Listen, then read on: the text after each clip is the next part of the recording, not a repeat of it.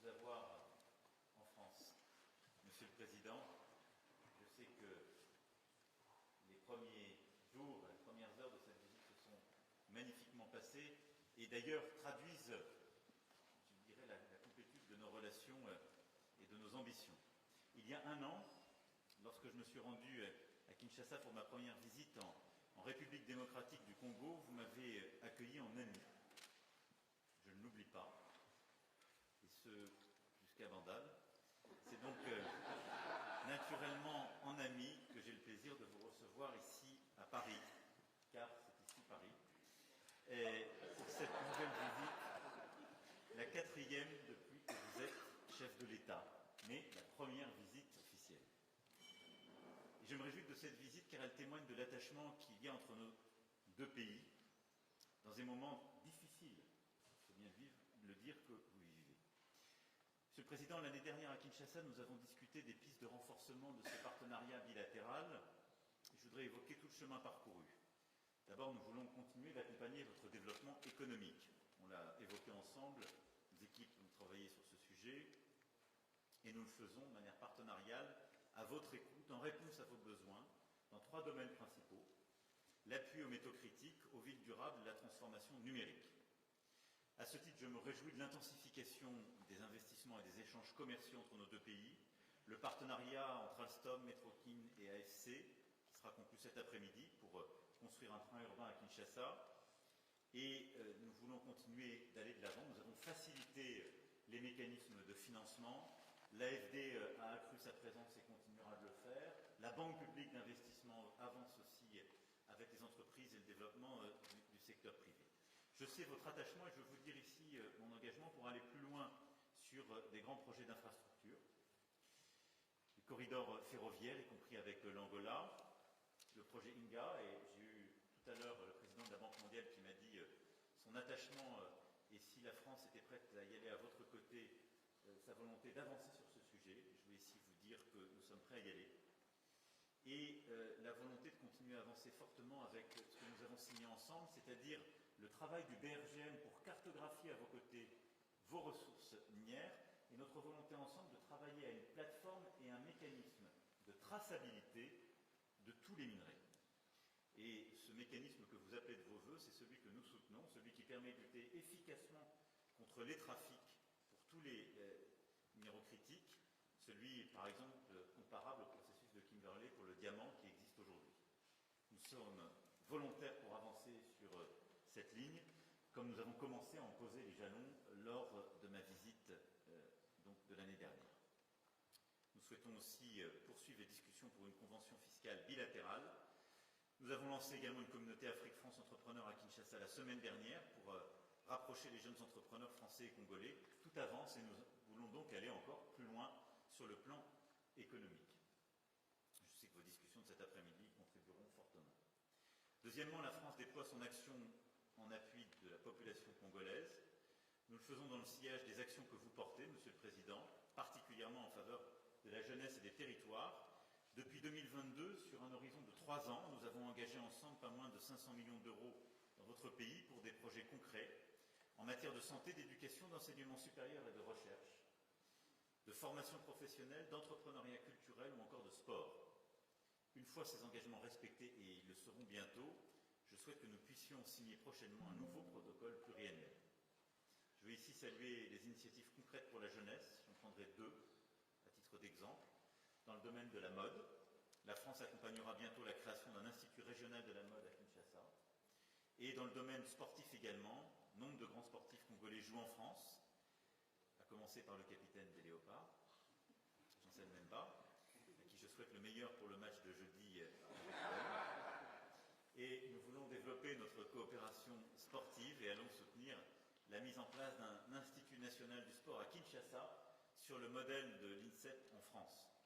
Ce projet vous avait été présenté, je le sais, hier, en marge d'un grand match de football qui s'est tenu à Clairefontaine. Troisièmement, la France voit dans la RDC un partenaire clé dans la protection des trésors que nous avons en partage.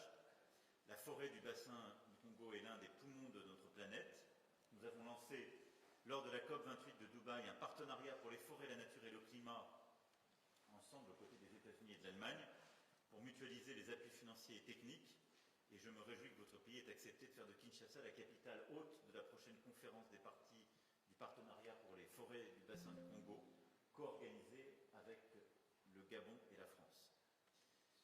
L'autre trésor que nous avons en partage avec les forêts, c'est la langue. La RDC est le premier pays francophone au monde. La francophonie est un trésor en partage, communauté de valeurs, de solidarité, dynamique et créative, et je suis à cet égard heureux de pouvoir vous réaccueillir lors du sommet de la francophonie en octobre prochain. Quatrièmement, nous voulons défendre la consolidation de la souveraineté de votre pays.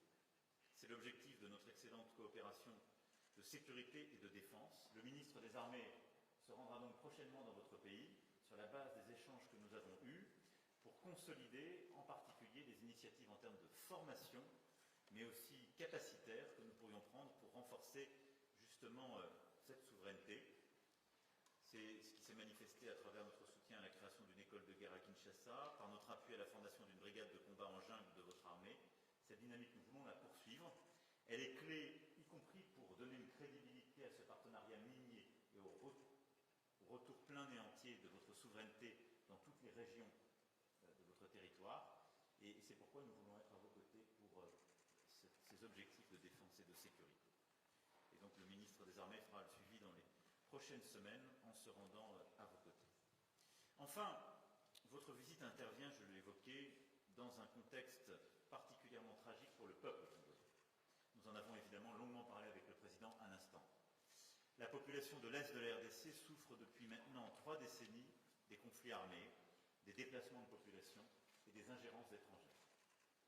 La France continuera à se battre pour qu'elle ne soit pas oubliée et qu'une solution soit trouvée. Et vous recevoir, passer le temps que nous avons passé à parler en détail de ce qui se joue, c'est aussi redire très clairement qu'il ne peut pas y avoir de double standard. Et que nous qui défendons l'intégrité territoriale en Europe, nous la défendons aussi sur le continent africain. Dans ce contexte particulièrement douloureux, je veux évidemment réexprimer notre solidarité avec le peuple congolais et rappeler ici la position de la France. D'abord, la France ne transigera jamais sur l'intégrité territoriale et la souveraineté de la RDC. Ensuite, nous n'avons aucune difficulté à pointer les responsabilités. Je vais le dire avec la plus grande clarté possible, la France condamne fermement l'action de tous les groupes armés, et particulièrement l'offensive du M23, qui doit cesser les combats et se retirer de l'ensemble des territoires qu'il occupe. Tous les groupes armés, je dis bien tous, doivent être désarmés progressivement, démobilisés. Et c'est un recours plein et entier à votre souveraineté qui doit s'en suivre. Le Rwanda, je l'ai redit au président Kagame dans un échange récent, doit cesser son soutien au M23 et retirer ses forces du territoire congolais. Je lui ai redit et je le rappellerai dans les prochains jours. Et l'urgence est à la désescalade. Il est également important, dans le même temps, de lutter contre les discours de haine et l'action des anciens génocidaires du FDLR. Et je veux vous remercier pour les engagements très clairs que vous avez pris, pour à la fois agir de manière très concrète et assumer politiquement la lutte contre les FDLR, et nous engager la communauté internationale et les forces onusiennes pour accompagner le processus, évidemment, de DDR de cette force. Aucune de ces forces n'a quelque légitimité que ce soit. La seule force armée qui peut et doit opérer sur votre territoire, ce sont les forces armées de la RDC.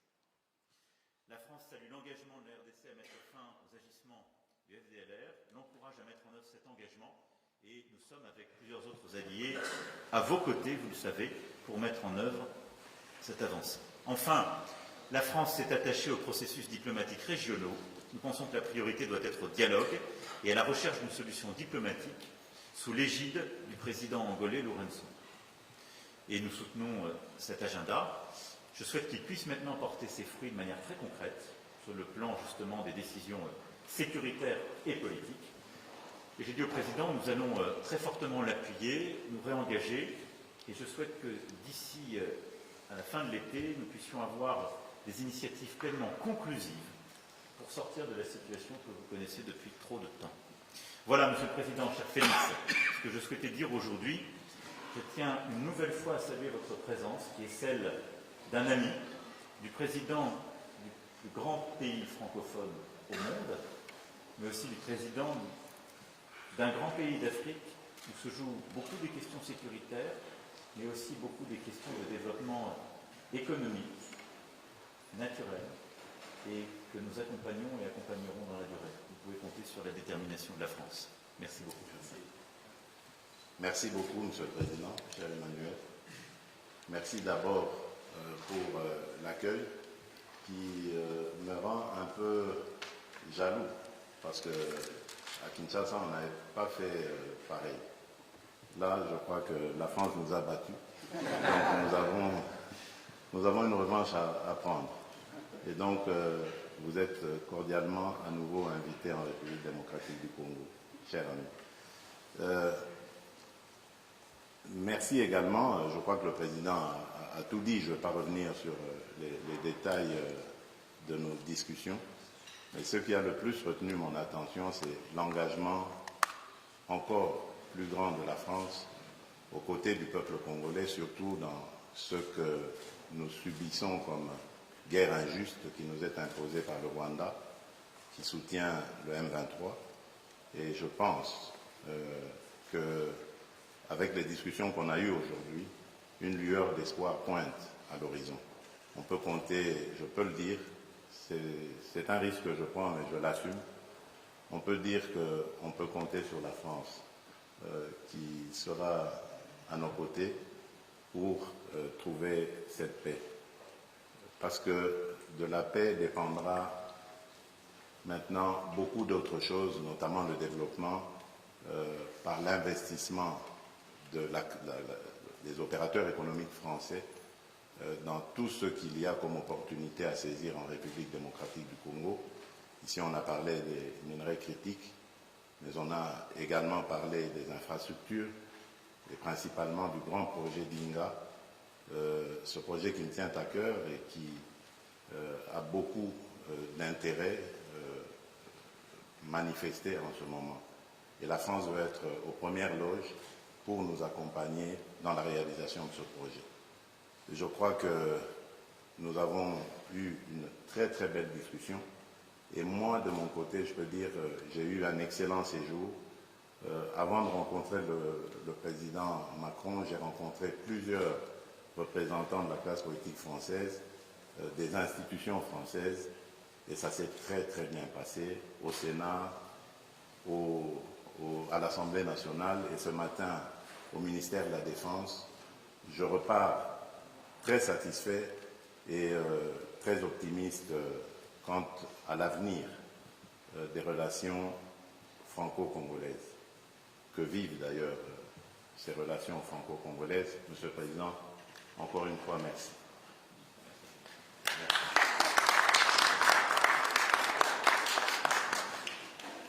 On va prendre, je crois, 2 questions. Bonjour, Monsieur le Président. Alors, excusez-moi, mais nous, on a un train de retard, on n'a pas participé au dîner, alors je voudrais commencer par parler de cette guerre. Tout commence au génocide rwandais. La France a beaucoup à se reprocher. Le président Macron l'a dit et redit.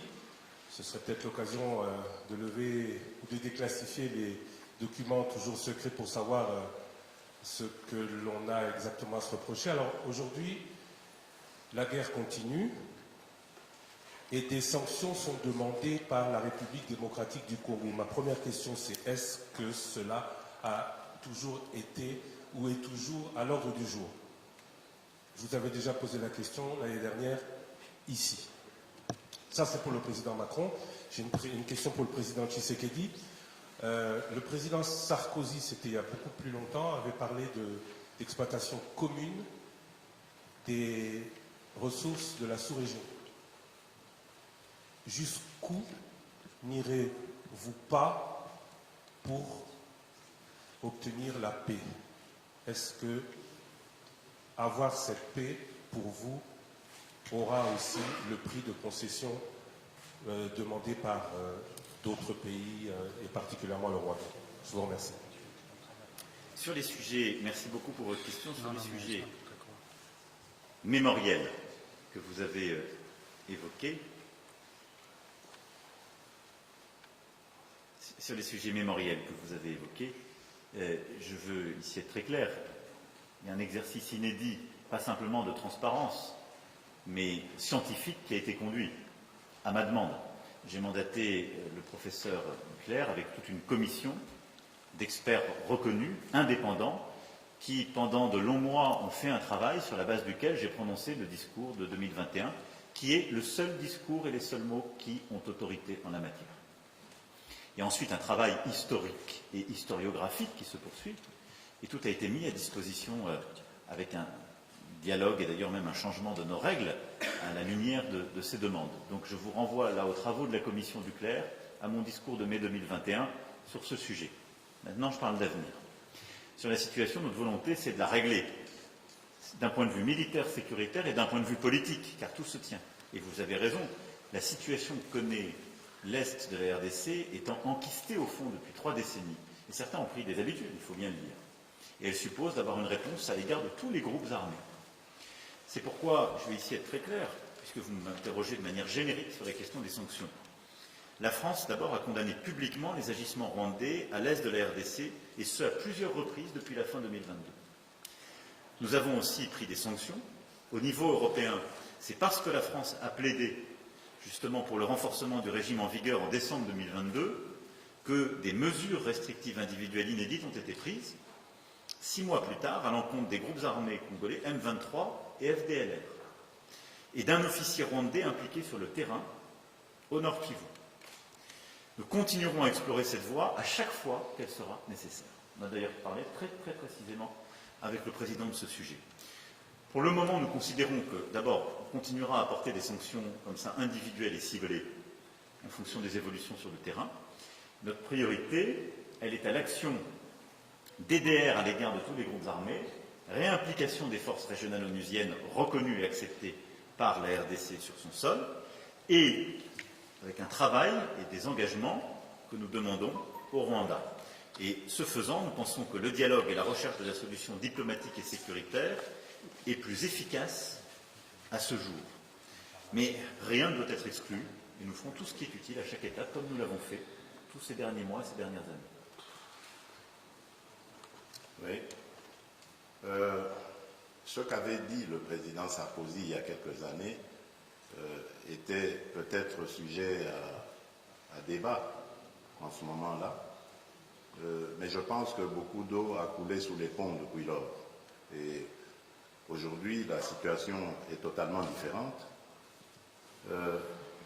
Je suis moi-même témoin vivant de ce que je vais dire.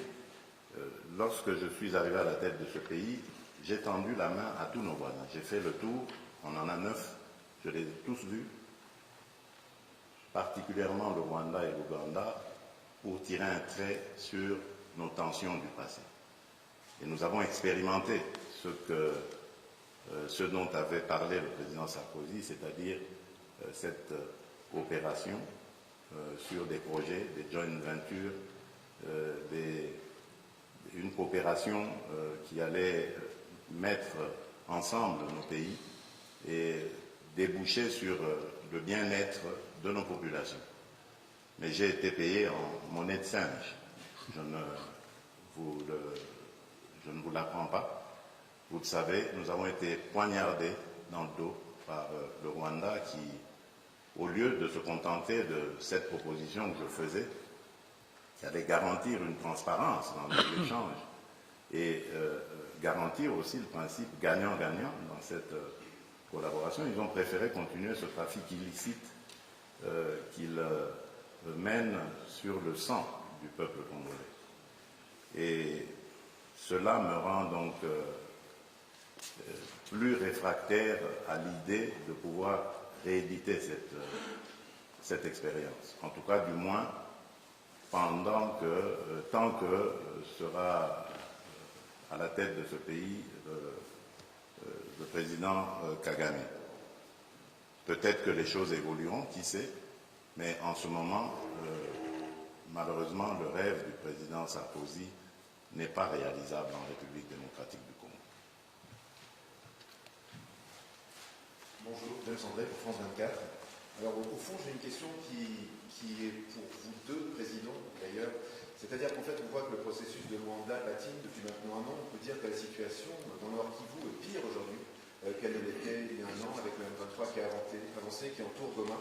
Il n'y a pas de dialogue. Vous venez finalement de le dire à l'instant, monsieur Tshisekedi, vous ne voulez pas parler à Paul Kagame pour l'heure. Donc ma question est d'abord, pour vous, qu'est-ce qu'il faudrait pour que eh bien, vous vous mettiez à la table et que ces discussions puissent reprendre? Et monsieur le Président Macron, je voudrais savoir si vous pensez aujourd'hui que la France, qui est engagée à la fois au Rwanda, on le sait, fortes relations diplomatiques et militaires, et avec la RDC, peut encore, on va dire, peser sur ce processus qui, on le voit, se porte très mal. Il y avait eu avant cela le processus de Nairobi qui lui aussi s'était terminé en échec. Donc comment peut-on sortir de ce nœud, à la fois que peut faire la France et qu'il faudrait-il pour que vous alliez parler, M. Kagame? Mais vous avez dit, monsieur le journaliste, en parlant de Goma, vous avez dit que Goma est presque totalement asphyxié. C'est fait exprès parce qu'ils ont profité d'un moment d'accalmie, moment que nous avons saisi pour donner la chance à la paix, à la demande de nos partenaires, pour avancer leurs troupes et ainsi essayer de couper la ville de Goma de tout approvisionnement, l'asphyxier et donc pouvoir la prendre. Je peux vous garantir que nous sommes en train de travailler pour que cela n'arrive pas. Et tant que cette situation sera comme elle est, ce sera impossible de parler. Vous ne pouvez pas parler avec quelqu'un qui vous maintient le couteau à la gorge. Ce n'est pas possible. Donc, vous avez compris, pour avoir l'éventualité ou la possibilité de discussion, il faut que la situation évolue. C'est-à-dire, il faut que l'armée rwandaise qui actuellement se trouve sur le sol de mon pays et non le M23, parce que le M23 c'est une coquille vide que le Rwanda brandit, il faut que l'armée rwandaise ait quitté le sol congolais. Alors à ce moment-là, oui, ce sera possible de discuter, mais discuter pour désormais s'entendre sur le fait que le Rwanda n'a plus rien à venir faire en République démocratique du Congo au niveau militaire. D'abord, je voudrais défendre quand même le travail qui est fait par l'Angola et son président, parce que j'ai toujours critiqué les processus, mais enfin, il a le mérite d'exister et il n'y a pas beaucoup de concurrents. Donc l'engagement du président Lourenço est une chance pour la sous-région et je crois vraiment pouvoir le dire pour la RDC aussi, et il le fait avec beaucoup d'engagement, de courage et de ténacité. Et donc nous soutenons ces efforts et nous nous coordonnons très étroitement avec ce qui est fait par le président Lourenço. Ensuite, la priorité aujourd'hui, ça a été dit, c'est un processus de désarmement et de sortie du territoire des groupes armés qui n'ont rien à y faire. Alors, désarmement et encadrement, si je puis m'exprimer ainsi, des FDLR, d'une part, et retrait des forces rwandaises qui sont sur le sol congolais. Ça, c'est la priorité. Puis, désarmement du M23 et processus d'accompagnement. Donc la priorité, elle est là, elle est sécuritaire, c'est le plan sur lequel on a travaillé. Et donc pour moi, c'est véritablement ces premiers pas maintenant qui doivent être mis en œuvre dans un dialogue que nous allons essayer d'accompagner. Le rôle de la France est d'abord d'avoir une voix claire sur la question de la souveraineté territoriale en Afrique. Et je pense que c'est très attendu sur le continent et c'est très attendu pour la crédibilité même de notre action. Je l'ai dit, il n'y a pas de double standard. Et donc on ne peut pas dire chaque jour que la souveraineté territoriale en Europe justifie des efforts massifs et notre soutien à l'Ukraine, mais que la souveraineté territoriale de la RDC, ce serait une question secondaire. Non. Donc ça, on y tient. La deuxième chose, c'est que parce que nous parlons à toutes les parties, c'est d'essayer d'aider cette médiation. Et comme nous l'avons fait aujourd'hui, je remercie encore une fois le Président qui a pris des engagements clairs sur les FDLR, qui suppose un engagement aussi très fort de la communauté internationale et des forces onusiennes, mais son poids politique est important pour ce processus. Il a du coup de la valeur vis-à-vis des Rwandais que je me fais fort de convaincre d'un retrait en parallèle de leurs forces qui n'ont rien à faire sur le sol congolais. Et si on arrive à réenclencher un tel processus, la confiance se crée. Je suis très prudent, parce que vous avez raison de rappeler que les derniers mois ont plutôt été vers un accroissement des tensions. Mais il nous faut réengager. Le rôle de la France est celui-là, c'est de le faire avec beaucoup de transparence, avec la défense de nos principes, des équilibres de la sous-région, et de le faire en lien très étroit avec les médiations régionales. Donc nous allons continuer de nous engager de bonne foi sur des principes très clairement établis dont nous avons parlé ensemble et que je vous ai exposés dans la plus grande transparence. Je pense qu'on peut y arriver, je dirais même que nous devons y arriver. La réalité, c'est celle que votre confrère évoquait juste avant, c'est que nous parlons là d'une situation qui, depuis 3 décennies, s'est installée. Et donc, nous avons raison de nous y attacher collectivement, mais ça va supposer beaucoup de courage de tout le monde et un réengagement massif à tous égards. C'est aussi pour ça que tout ce qui est fait pour reformer, recréer l'unité des forces armées en RDC et reprendre la totalité de la souveraineté du territoire est très important côté Mongolie. Merci beaucoup.